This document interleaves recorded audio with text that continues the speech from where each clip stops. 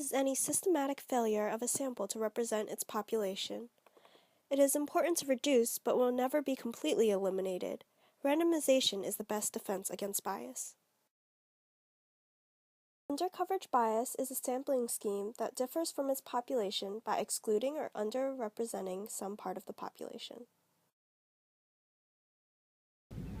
So we're taking a survey of 10 people in the school, and we want to know, do you like volleyball? I love volleyball! So Gabby, do you like volleyball? Of course I do!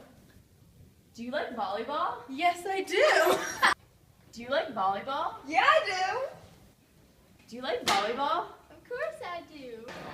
Do you like volleyball? I love volleyball! Do you like volleyball? Yeah! Do you like volleyball? I love GVVB! Yeah! I love it! Yeah! Wow, 100% of people like volleyball. Wait a minute, this experiment is wrong because you only interviewed volleyball players, which shows undercoverage bias because you didn't take a sample of the whole population. Let me show you how it's done. We assign each student a number and we're going to select 10 to use for the test. 146, 2, 2,160, 12, 15, 89, 819, 69, 165, 116, and that's it. We want to know who likes volleyball. Do you like volleyball? Yeah, dude, sports. Who doesn't like volleyball? Do you like volleyball? No. Do you guys like volleyball? Volleyball rules! Yeah. I hate volleyball. Do you like volleyball? No! Do you like volleyball? Does a bear maul a duck in the woods? Voluntary response bias occurs when people choose to respond rather than using randomization to obtain a sample. This often draws people with strong opinions on the subject.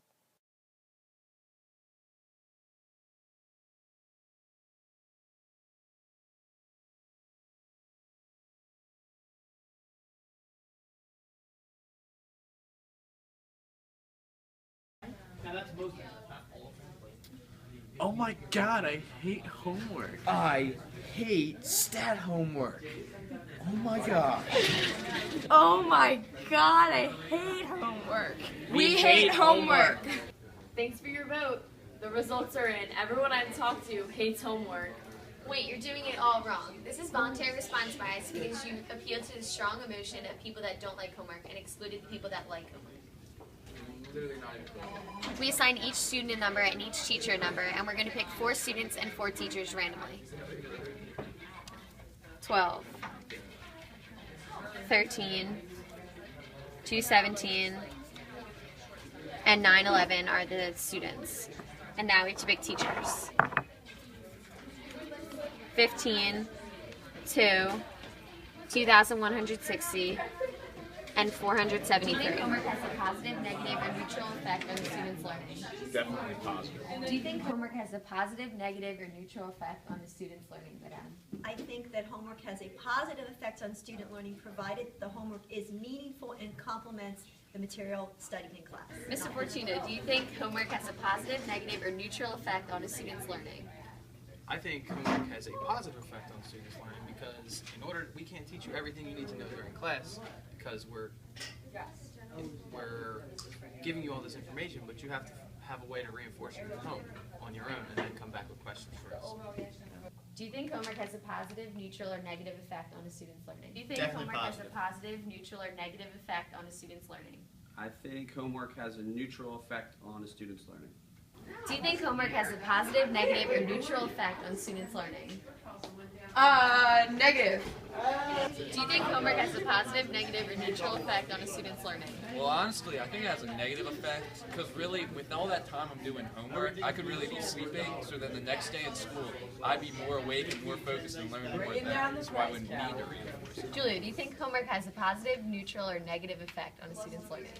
I think that homework has a neutral effect because sometimes it can be good and then sometimes it can be bad. Do you think homework has a positive, neutral, or negative effect on a student's learning? It's so negative. Negative. Non-response bias occurs when individuals selected for the sample fail to respond, cannot be contacted, or decline to participate. We're seeing if people like math. Raise your hand if you like math.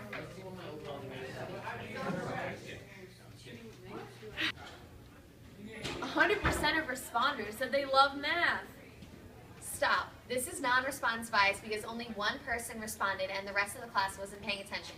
In order to make this right, you must have all the responders vote.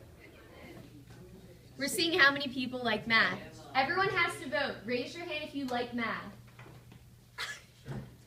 Okay, now raise your hand if you don't like math.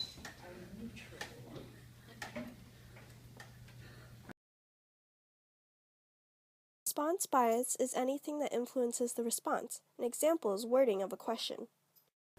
Do you want to end animal testing? No, I hate animals. But they'll die. They will die. Really? Then let's end it. Do you want to end animal testing on cute, little, innocent, precious animals? Of course, they're so adorable. Do you want to end animal testing? No. But listen, so one time I went to the zoo when I was really little and I saw a panda and it was so cute and I would never want it to die. And do you want animals to die like that? No. Okay, yes. Yes, on the testing. That's what I thought. Ronnie, do you want to end animal testing?